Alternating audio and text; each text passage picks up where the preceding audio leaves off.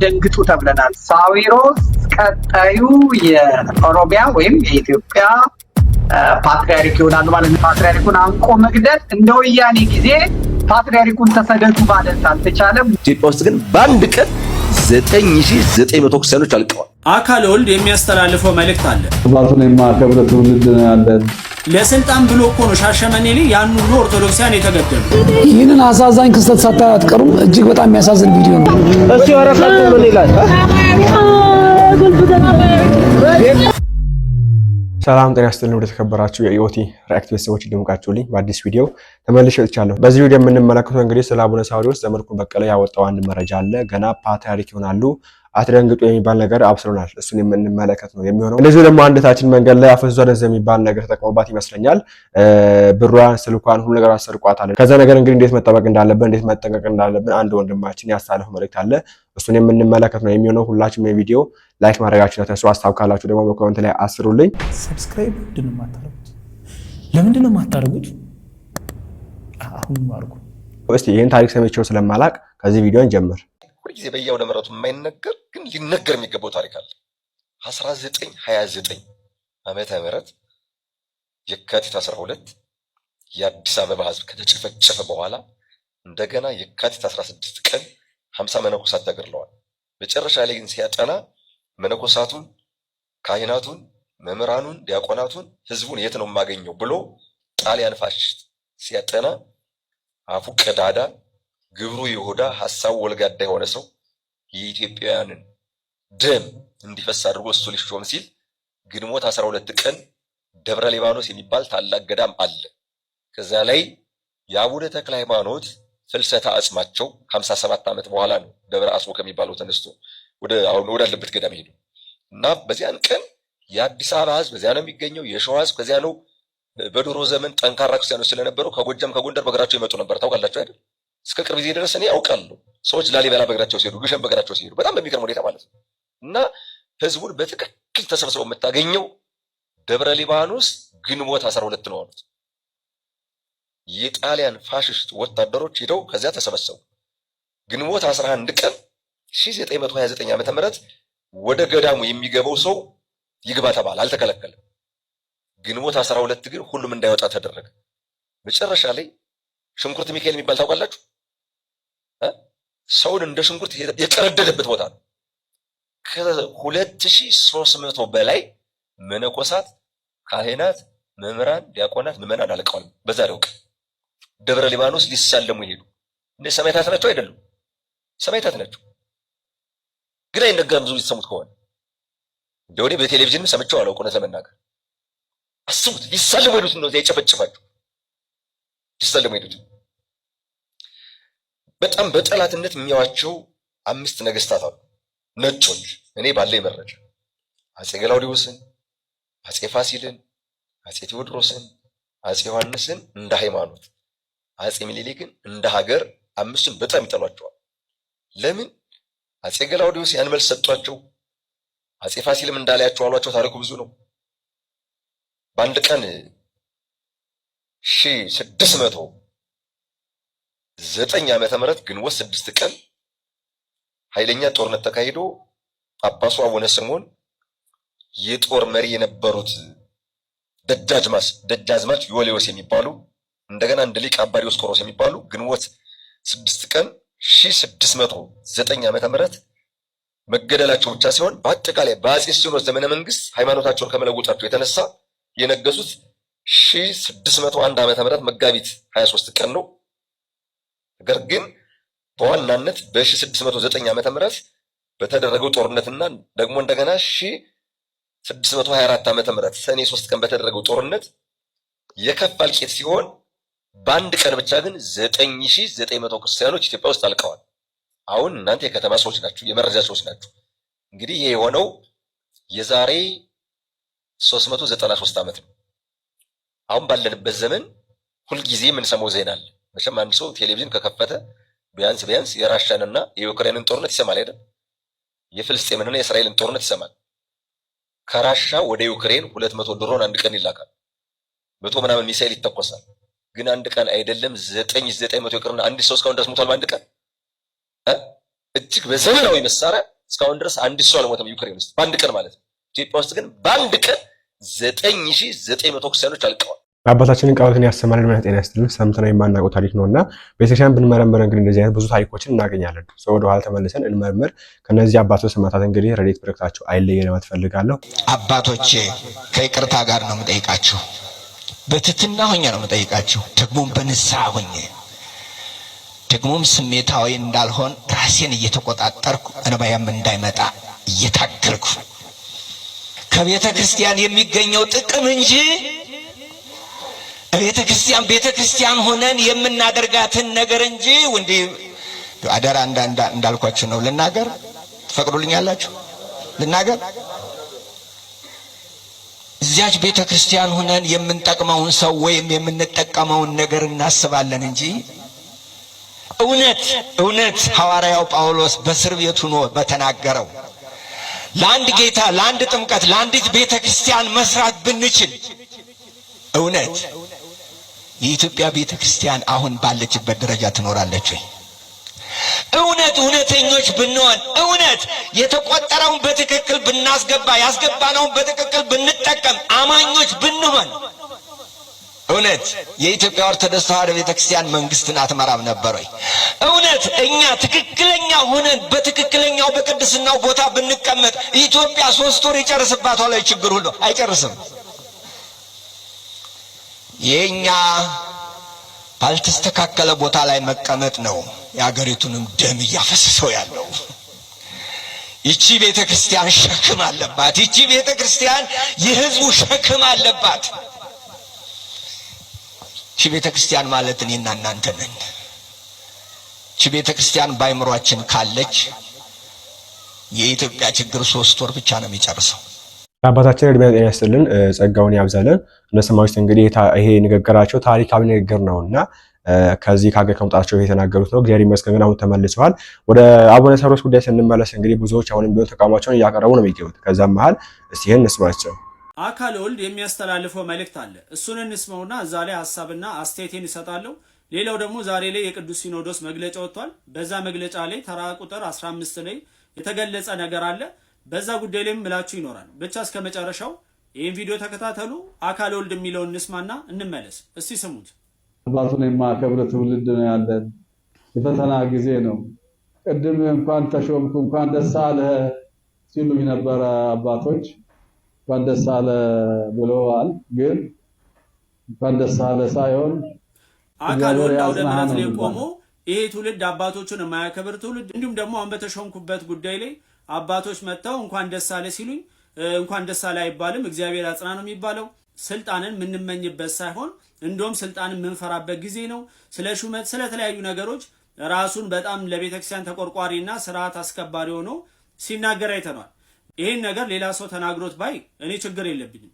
ነገር ግን ይሄን የተናገረው አካለ ወልድ መሆኑ ግን በጣም ያስገርመኛል። ምክንያቱም ይሄን ንግግር ሲናገር ወይም መምናኑ ያለፈውን ጊዜ ረስተውታል፣ ወይም ደግሞ ምንም እንዳልተፈጠረ ነው፣ ወይም ደግሞ ምንም አያመጡም ብሎ ሊሆን ይችላል። ነገር ግን እኛ እንረሳው። እንግዲህ አካለ ወልድ እንደሰማችሁት ይሄ ትውልድ አባቶቹን የማያከብራል። ከሱ በላይ አባቶችን የማያከብር ወይም ደግሞ የማይሰማ ማን አለ?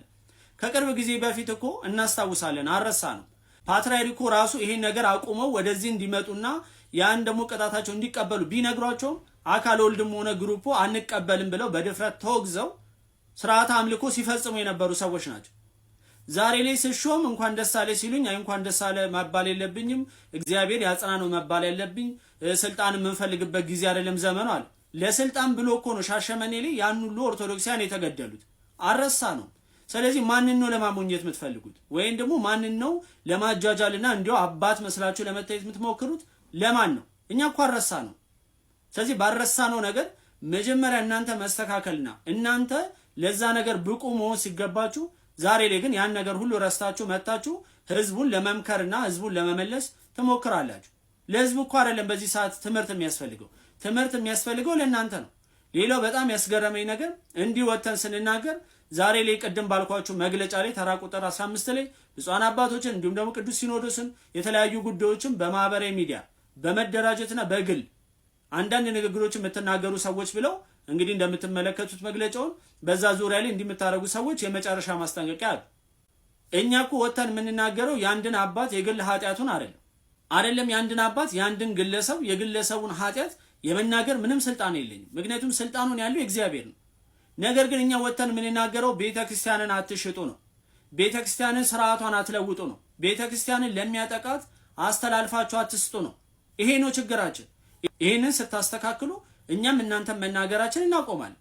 ከዛ ውጪ ግን እናንተ ቤተክርስቲያንን አሳልፋችሁ እየሰጣችሁ የመምናኑ መበደልና መንገላታት ሳያሳስባችሁ ስርዓተ ቤተክርስቲያን ተጥሶ ጳጳስ መሆን የማይገባው ጳጳስ ሆኖ ተቀምጦ እኛ ስንናገር ግን ከዚህ በኋላ ይሄን ካረጋችሁ እርምጃ እንወስዳለን ማለት ይሄ ከአንድ አባት ወይም ደግሞ ከአንድ ተቋም የሚጠበቅ አይደለም። በእናንተ በዚህ ንግግር ምን አገባኝ ብሎ ቤተ እምነቱን ጥሎ የሚወጣ ብዙ ሰው አለ።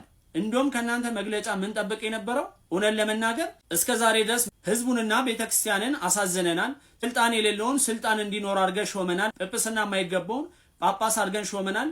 ይቅር በሉን የሚለውን ነገር ስንጠብቅ ዛሬ ላይ ግን መጣችሁ ምንም ነገር አትናገሩ እኛንም እናቀላችሁ ስትሉ እኔ እንደ አንድ ኦርቶዶክስ በጣም ነው ያዘንኩት። በመጨረሻ ማወቅ የሚገባችሁ ኦርቶዶክስ ቤተክርስቲያን የሁላችንም የኔም የሁላችንም ነች እንጂ የእናንተ ብቻ የግል ድርጅት ሆና እናንተ የምታዙባት እናንተ ስትፈልጉ ውጡና ጥቁር ልብስ ልበሱ የምትሉበት እናንተ ሳትፈልጉ ደግሞ ዝም በሉ የምትሉበት ቤተ እምነት አይደለችም። ቤተ እምነቷ የኛም ጭምር ነች። ስለዚህ በዚህ መልኩ ተረዱት። ወንድማችን እግዚአብሔር ይስጥልን። በነገራችን ላይ ይሄ 15 የአቡነ ሳዊሮስ ጉዳይ እንዳለ ሆነና ብዙ ስላወራንበት ይሄ 15 ላይ ያለው አንቀጽ ይሄ ሶሻል ሚዲያ ላይ የምትጠቀሙ ከሀገር ውስጥም ከሀገር ውጭም ያላችሁ ወጣችሁ በዚህ መንገድ አትናገሩ እርምጃ እንወስዳለን መጨረሻ ምናምን ተብሎ የተሰጠው ነገር ብዙዎችን ያሳዘነው። በተለይ ሶሻል ሚዲያ የሚሰሩ ቲክታክ የሚሰሩ ዩቲዩብ የሚሰሩ ሰዎችን ክርስቲያኖችን ወጣቶችን ብዙዎችን ያሳዝናል። ለምሳሌ ያክል ወንድማችን ቴዎድሮስ ሩፋኤል የሚያውቁ ሰው አለ ብዬ አላስብም። ፎቶን ከፈለጋችሁ የጎን ላይ አስቀምጬላችኋለሁ። ይሄ ወንድማችን እንግዲህ ይሄን ነገር አይቻለው ካሁን በኋላ እንደዚህ ነገር ላይ አንናገርም፣ ምንም መረጃ እናወጣም፣ ምንም ነገር ለዓለም አለ ቤተክርስቲያን ድምጽ አንሆንም ወደ ማለት ገብቷል። እንግዲህ የጻፈው ነገር አለ ካገኙ አስቀምጥላችኋለሁ እና በጣም ያሳዝናል። ልብ የሚነካ ነገር ነው። ብዙ ጊዜ እንደዚህ ይባላል፣ እንሰደባለን። አባቱን የሚሰድብ ትውልድ እንደዚህ ይወገዛል፣ እንደዚህ እንትን ተብሎ ብቻ ብዙ አውርተንበታል ከዚህ በፊትና እንግዲህ የብፁዕ ወቅዱስ አቡነ ማትያስ የእድሜ መርዘም ጉዳይ ነው አሁን ትልቁ ሳንካና እንቅፋት የሆነው እንጂ ዛሬ ለስራ አስኪያጅነት ብቻ ሳይሆን ብፁዕ አቡነ ሳዊሮስ ቀጣዩ የኦሮሚያ ወይም የኢትዮጵያ ፓትሪያርክ ይሆናሉ ማለት ነው። እንግዲህ ነገን የሚያውቅ እግዚአብሔር ነው። በዛ መጠን ያሉት እና አትደንግጡ ተብለናል። ከድር አትደንግጡ ብሎናል። እኛም አንደነግጥም አስቀድመን ነው እኛም የምናውቀው። ዳንኤል ክብረት በሚፈልገው መልኩ እያስኬደው ነው። ብልጽግና የሚመስል ኦሮሞን የሚመስል መንግስት መቀየር አለበት ብለዋል። እንደ ደርግ ጊዜ ፓትሪያርኩን አንቆ መግደል፣ እንደ ወያኔ ጊዜ ፓትሪያርኩን ተሰደዱ ማለት አልተቻለም። ሞክረው ብፁዕ ወቅዱስ አቡነ ማትያስ ንቅንቅ ፍንክች አልልም ብለው እዚሁ መረጃ ቲቪ ላይ ያለው ታስታውሱ እንደሆነ ቅዱስ አባታችን ቀርበው እኔ ራሴ ነኝ ቀጥታ ያነጋገርኳቸው። ያንን ታስታውሳላችሁ ሁላችሁ። ጸንተዋል። እንግዲህ አሁን ምን እንደሚያደርጓቸው እግዚአብሔር ይወቅ። እኔ ማውቀው ነገር የለም። ቀጣዩ ዝግጅት ግን ያው ሌላ ነገር ይኖራል ብዬ ነው የማስበው። የኢትዮጵያ ቤተክርስቲያን እንግዲህ የሞተ ተጎዳ በሻሸመኔ በወለቴ በአሰበ ተፈሪ በሐረር እነዚህ ቅድም ያያችኋቸው ሶስቱ ሊቃነ ጳጳሳት በፈጠሩት ሁከትና ረብሻ ምክንያት በፈጠሩት ስርዓተ ቢስ ስራ ምክንያት የብዙ ምዕመናን ደም ፈሷል። በቤተ መቅደሱ ውስጥ በቤተክርስቲያን ግቢ ውስጥ በመሰዊያው ፊት ተገለዋል። ካህናት በፌሮ በብረት ተቀጥቅጠው ሞተዋል። ተመልኮ እንግዲህ እግዚአብሔር ስለ እነዚህ መረጃዎችን ሰጥቷልና እነሰማዎች ነው እንግዲህ እድሜ ይስጠን እንጂ ጤንነት ይስጠን እንጂ ዘመን ይጨምርልን እንጂ ገና የማናየው ጉድ የለምና ቤተክርስቲያን ውስጥ አሁን እንግዲህ ትላንት የሆነ መረጃ ወጥቶ አይቼ ነበር 99% ነው 90% ተሳክቷል። አሁን ላይ የቀረው 1% ነው ቤተክርስቲያን ለመውረስ የሚል ነገር ነው የሰማነውና የሰላም ሚኒስትር የሚያወጣው አንድ መረጃ አለ፣ አንድ ወይ መግለጫ አለ። እሱ ነገር ምን ያመለክታል ለምን ገብታ ወጣ የሚል ነገር የተወራበት ነው የሚገኘው። ሚዲያ ዲሽን ካለ የማቀርብላችሁ ነው የሚሆነው። እንግዲህ እነዚህ አባቶች ብዙ ሰዎች በእነሱ ምክንያት የሞት አባቶች ናቸው። እኛ የምናውቀው ለትውልዱ ብሎ የሚሞት አባትን ነው የምናውቀው። አባታችን አባ ገብረኪዳን እንዴት ያስተምሩ ነበር። መምህሮቻችን እነ ቅዱስ ቄርሎስ እነ ቅዱስ ዮሐንስ አፈወርቅ ለበጎቻቸው የሚሞቱ ነበሩ። እነዚህ ናቸው መምህሮቻችን። እነዚህን ነው ማሰብ። ማን እንደላከው የማይታወቀው ሁሉ ሐሳብ አመጣ ቁጥር መረበሽ የለባቸውም። መምህሮቻችን እነዚህ ናቸው። ልብ በሉ፣ የስህተት ትምህርቶችን የሚያስተላልፉ ሰዎች ወይ አድርባዮች ናቸው፣ ወይ ሆዳም ናቸው፣ ወይ ሹመት ፈላጊዎች ናቸው። እንግዲህ ሰው ሲጠፋ ነው እኛም አባ እየተባልን ያለ። አባት የምንላቸው እነዚህን ነው። እንዲህ ነበሩ መምህሮቻችን። ደጋፊ የሚያደራጁ፣ ቲፎዞ የሚያደራጁ፣ እኔ ተነካው ውጡልኝ የሚሉ አልነበሩም መምህሮቻችን። እኛ እንደ እኔ ለራሴ የሌሎችን መምህራን አላውቅም። እኔ ለራሴ የአባቶቼ ሕይወት የለኝም። የአባቶቼ ትምህርት ግን አለኝ። ተምረናል ትላላችሁ። እስኪ አንብቡ ሂዱና እመቤታችን ምን እንደሚላት ጌታ ምን እንደሚለው ሂዱና አንብቡት። ቤዛ፣ ምትክ፣ ለውጥ፣ ጥብቅና፣ ጠበቃ መሆን፣ መዋጀት፣ አዳኝነት፣ መታደግ እንደማለት ነው። ለጌዛ ቤዛ ሲባል የራሱ ትርጉም አለው። ብዙ ሊቃውንት ብዙ ስላሉበት እዚህ ጉዳይ ላይ ብዙ ማለት አልፈልግም። እመቤታችን ቤዛ ስንላት ከጌታ ጋር አስተካክለን ሳይሆን ለውጥ ማለት ነው። ምንድነው ለውጥ? ሆኖም የማያውቅን ምስጢር እስራኤል ባህር ቢሸገሩ አይደንቅም። ይሄ ኖህ በውሃ ላይ ሲንሳፈፍ ስለተነገረ እናውቀው የለ። ደመና ከሰማይ ህብስት ቢያወርድ አይደንቀንም። ይሄ እግዚአብሔር መጋቢ ነው፣ ባዶዋን መሬት እንድታበቅል አድርጓታልና። ፈርዖን ቢሰጥም እሱም አይደንቀንም። እግዚአብሔር ጠላትን ማጥፋቱና መግደሉ መቅጣቱ የታወቀ ነው። የሚደንቀን ግን ድንግል እንደሆነች መጽነሷ፣ ድንግል ከወለደች በኋላ ድንግል መሆኗ፣ ሴት አምላክን ወልዳ መታቀፏ ግሩም ነው። ይሄ ታምር ይሏችኋል። የድንግል ማርያም ማህፀን ይህ ነው የሚደንቀን። ሆኖ የማያውቅን ነገር ያመነች ብፅዕት ኤልሳቤጥም እንዲህ ነበር ያለቻት፣ ብፅዕት አንቲ እንተ ተአምኒ ከመ ይከውን ቃል ዘነገሩኪ፣ ከእግዚአብሔር ተልከው የነገሩሽ ቃል እንደሚሆን የምታምኝ አንቺ ብፅዕት ነሽ። ያመንሽ አንቺ ብፅዕት ነሽ። ሔዋን የሌላትን እምነት ይዛ በመገኘት የሔዋን ጠበቃዋ ድንግል ማርያም ናት፣ ቤዛዋ ናት። አንድ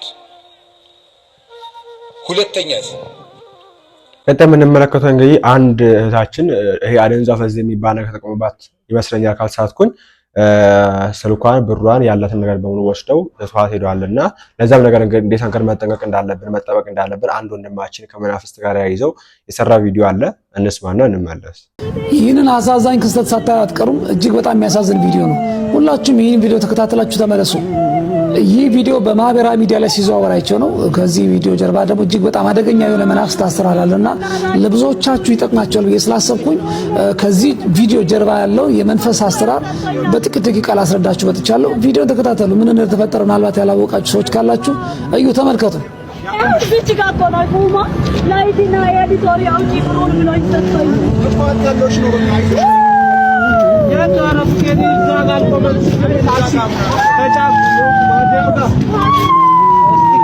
ወረቀቱ ምን ይላል?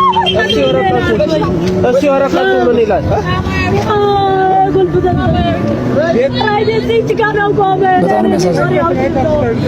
እስቲ ወረቀቱን ክፈችው። እስቲ ወረቀቱን ክፈችው። እኔ ደውዬ አይደለም እዛ ወረቀቱን ወስጄ አልመጣም። ገባኝ። ቤቱ እኮ ነው የጫነሽ። ከዛ ምንድን ነው ሳሪስ አደባባይ ላይ እኮ ነው የጫነኝ። እሺ፣ ሳሪስ አደባባይ ላይ ሲጭንሽ ቆሞ ነበር ብዙ ሰዓት። ልጁ እዛ ነው እኮ እነዛ የሚሰራ እኮ እዛ ነው እኮ እንጂ እዚህ እኮ ቤት ታገኘዋለሽ። ታውቂዋለሽ ወይ ልጁ? ታውቂዋለሽ? ሊኖሪ ወረቀት ነው ብሎ ይሄን ሰጠኝ። አዲስ አበባ በላይ ማናለኝ ይጨም የለችም እዚህ ጋር ራጅ ነው ወይኔ ቁልፍ ራጅ ደውለሽ አመጣሽበት አለ አልደወልኩም። ስልኬንም ወስደው